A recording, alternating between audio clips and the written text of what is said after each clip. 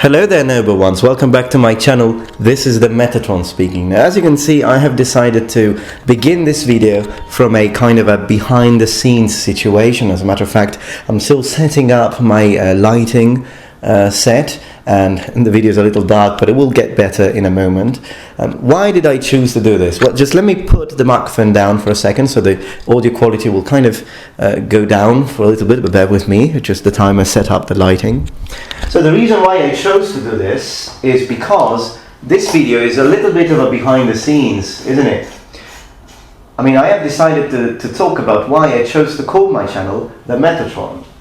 Why did I choose to talk about this topic? The reason being that a lot of people asked me that question, to my surprise. It was kind of nice to see that people were interested in that. Well, two kinds of questions to be specific. The first one was why I chose to call myself the Metatron. The second question was what the Metatron is. So in the first place, so in this video I will be discussing both things. There we go. Much better. One more to go. And I know that quite a few of you were waiting for this because they were quite curious, I suppose. So we'll get there in a moment. See you in a second. Alright, back to standard position of my videos. So why have I chosen to call myself and the channel the Metatron? Well, the Metatron is an angelic being. So of course we are kind of discussing religion and we are not at the same time. What I mean by that is that of course it's an angelic being mostly found in Judaic religion and in some forms of Christianity too. But in this video I'm not going to talk about my personal beliefs. Why am I not going to? So I'm not really going to talk about religion. I'm going to talk about Judaic and ancient early Christian law. Let's put it this way. So why is that? Because I don't want to use my channel and my voice on YouTube to force people to listen to my beliefs. I think that is wrong. And it's not something I'm going to do. Of course, in the future, if a lot of people ask me to discuss about my personal point of views and beliefs, I will do, maybe. But in this video, I'm not going to talk about that. For one main reason, and the reason is that the first thing I believe is respect. Respect for other people, respect for your beliefs and or lack thereof, and respect for your intelligence. And I am no one to try and prove them wrong or change them or whatever. So I'm not going to do that.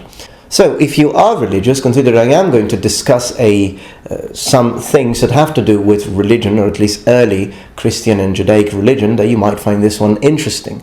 And if you're not religious, then take it as reading a fantasy book or discussing fantasy law. At the end of the day, as far as I'm concerned, it doesn't matter what kind of viewer you are, because I don't particularly like using labels myself. I mean, I'm Italian, so I was brought up as a Christian, there's no doubt about it.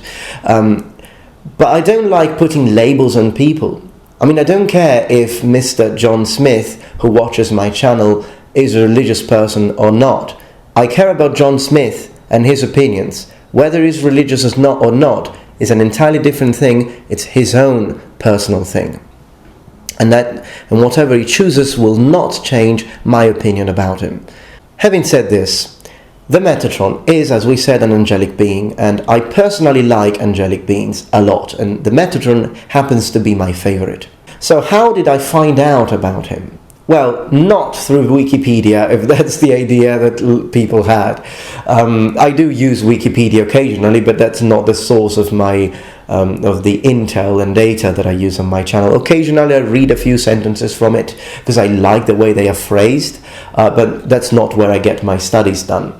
I learnt about the Metatron as an angelic being when I was studying the Bible. I was studying the Bible linguistically. So, not doctrinally, I don't consider myself an expert on biblical teachings. And I have read it in Italian, I've read it in English, I've read it in Hebrew. Because some of the languages that I have learned at university, apart from Japanese, Mandarin, Chinese, and English, were ancient languages. So, for example, Hebrew and biblical translation. I have studied Egyptian writing, as you have seen in other videos that I've made, and so forth. I've also studied a little bit of Sanskrit.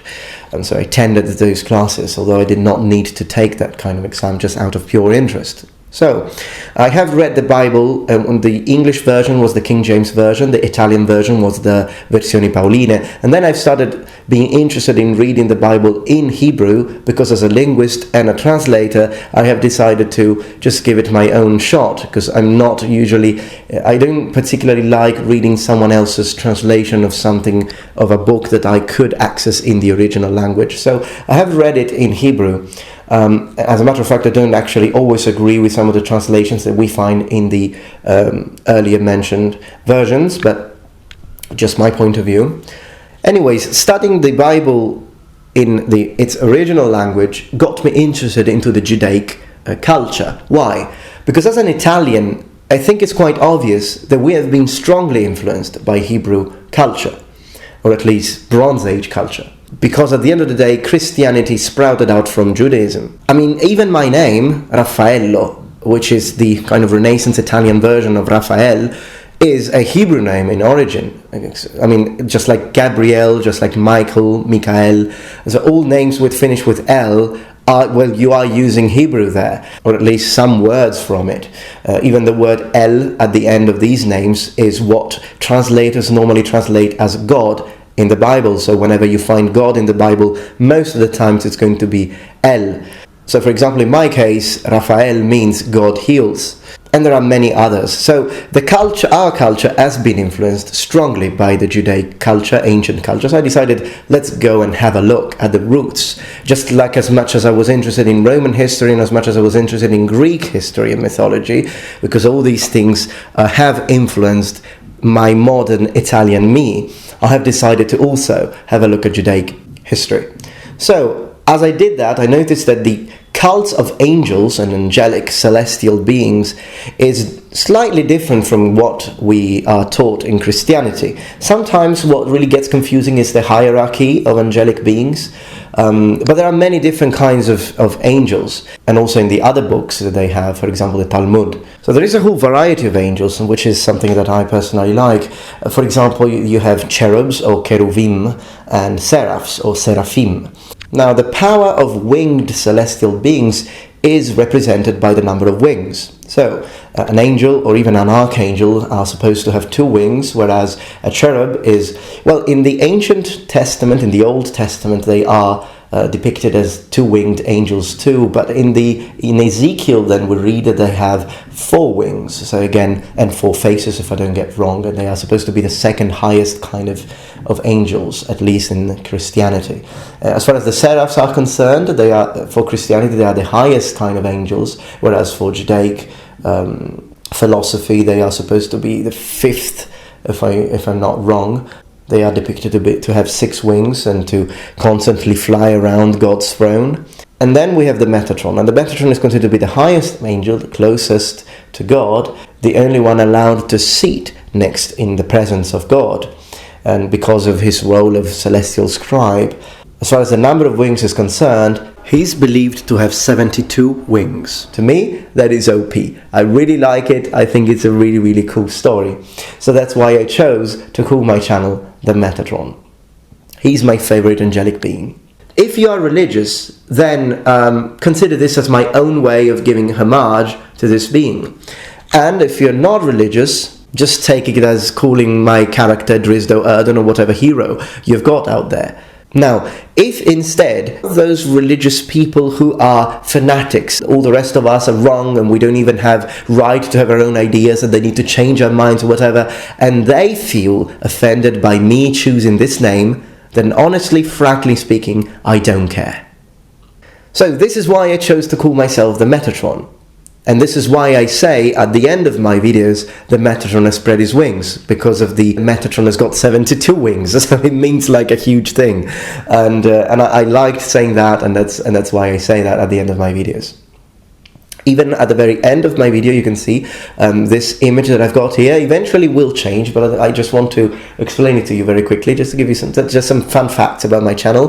The eyes you see here are actually my eyes. My friend put them there. This is the symbol of the Metatron, called the Metatron's cube. And this is why you've got an angelic being here. And I chose one surrounded with swords because of the fact that in my channel I talk about swords. There you have it. I hope that your curiosity was satisfied. Thank you very much for watching, and remember, the Metatron has spread his wings. Goodbye.